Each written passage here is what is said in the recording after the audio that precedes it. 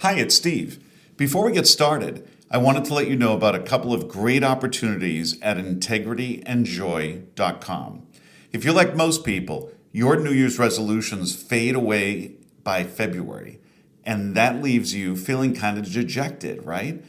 But you can set intentions this year and shift your mindsets and create new habits so that you can create meaningful, lasting change in your life. We've got a special introductory rate for new clients, a Jumpstart 2025 package of 4 mini sessions that will help you jumpstart your New Year's intention or new habit. We've got a 4-session discount with a huge savings and a special New Year's package that will get you the support you need and deserve to have a great year with a discount of over $500. So go to integrityandjoy.com for more information. Let's make 2025 a great year.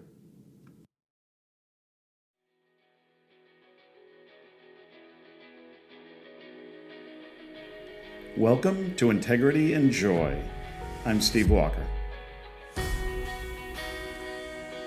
So this is a bonus episode. It's the first bonus episode, and it's related to episode 4, which was on inner voice and managing your inner voice.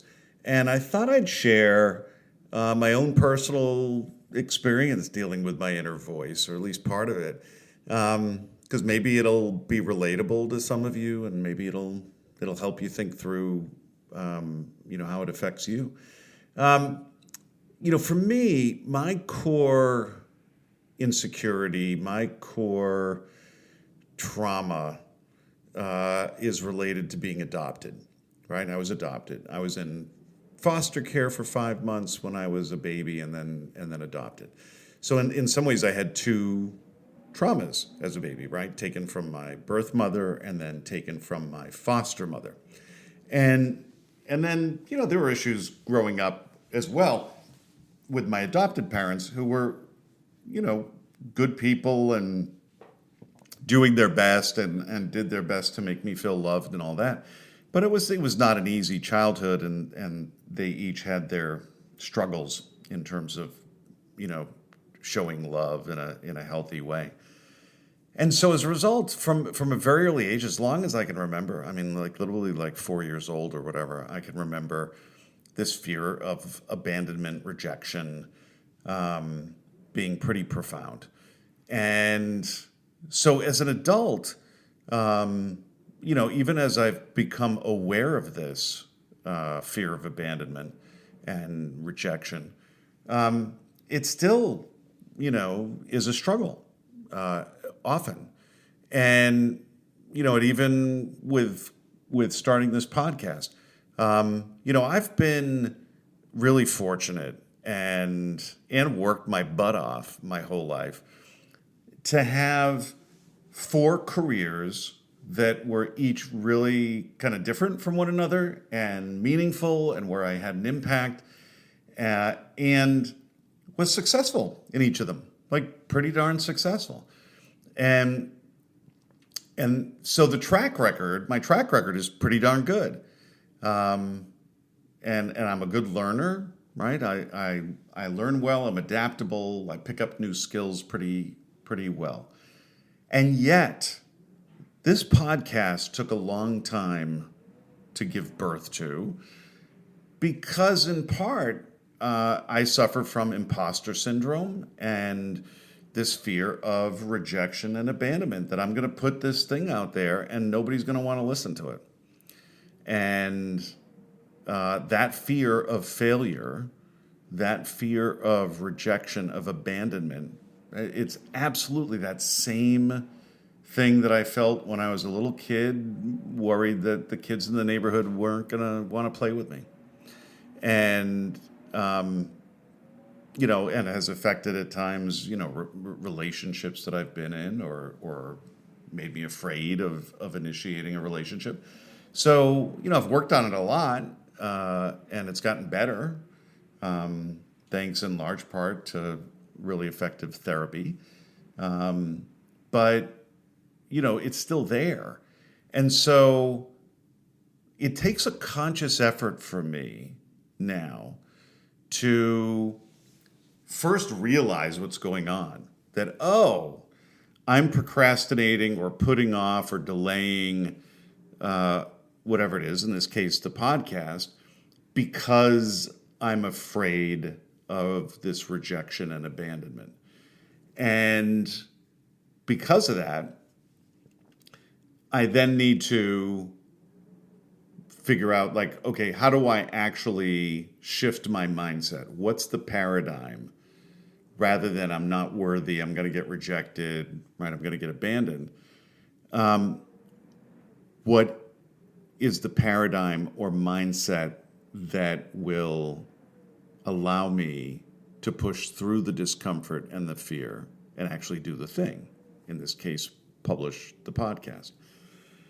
And so in this case, what was really helpful actually was a mindset that I've preached and taught for years and years, which is about embracing failure and learning through struggle. And I believe in it deeply, right? That we learn primarily by struggling and learning through failure, that we try something and it doesn't work, and so we try and learn from that and try something different, right? You can see it in the design process, right? And iterating, prototypes and all that kind of stuff. And I started spending a little bit of time on Threads, which is Meta's kind of version of Twitter. And the vibe there has been really good, really positive and supportive, like really some, at least in my feed, like really nice people. And a lot of podcasters who kept saying, each of them, like, wow, if you're thinking of doing a podcast, just put it out there. Just do it. Just start doing it. It's going to be rough in the beginning. It may even suck in the beginning. That's okay. You get better by doing. You learn through your struggle and your failure and the feedback you get. And it will just get better. And so stick with it. But just start. Don't keep putting it off. Don't keep trying to make it better before you start. And I was like, yeah, that's the mindset, right? That's what I would be preaching to a client or a student if they were struggling to get something done because of this. I would just be like, look, just do it. Like, let's just, get the draft going, submit the work, whatever. Like let's just push through this discomfort. You're going to learn through the struggle. And so, it takes a little bit of an extra, dose of humility and maybe courage to do so in such a public way. But I've done it before, so I reminded myself of when I was an activist, or even before that, when I quit the State Department, and a few hours later was on CNN. I had to just sort of take a deep breath and say, like, look, in the beginning, I'm probably going to be rough around the edges, but I have something to say, and hopefully this will help some people understand this situation better. So I'm going to do that. And so I learned through struggling and failing and having some good interviews and some embarrassing ones and some good speeches and some bad ones. And got better and better at it and made a difference as a result. So I reminded myself of that same thing, that you learn through the doing, you learn through the struggle, you learn through the mistakes. And it's okay to do it in a public fashion. People tend to be pretty forgiving. And if you keep getting better at it, hopefully over time, you'll get more and more people listening. And you'll have more and more of an impact and help more people. And that's why I'm doing this, is to try to just help people, put out content that I think will be interesting and helpful to people trying to live a good life and have healthy relationships and have more joy and love in their lives, right? So that did it, right? That after all these months of really worrying about it and procrastinating and dragging my feet, then I was off to the races, and it really was a pretty relatively smooth process at that point to then get it done and get the first couple of episodes ready to go, and here we are. right? 4 episodes in, already, well over 150 people have downloaded. By the time you hear this, probably approaching 200, I imagine, or something close to that.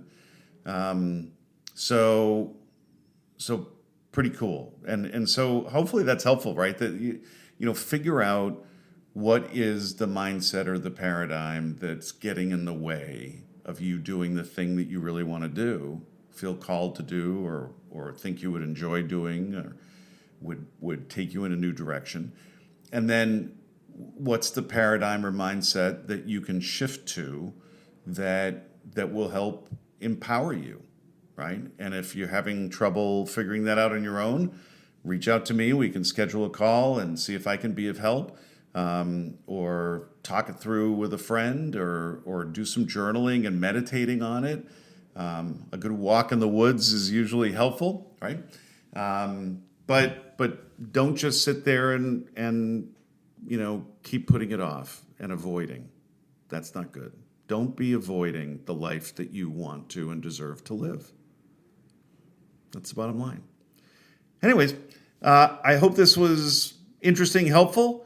Let me know. Put something in the comments, and thank you. If you're listening to this, it means that you've subscribed to the podcast, and I really appreciate that support and that interest. And I know it's not a lot of money.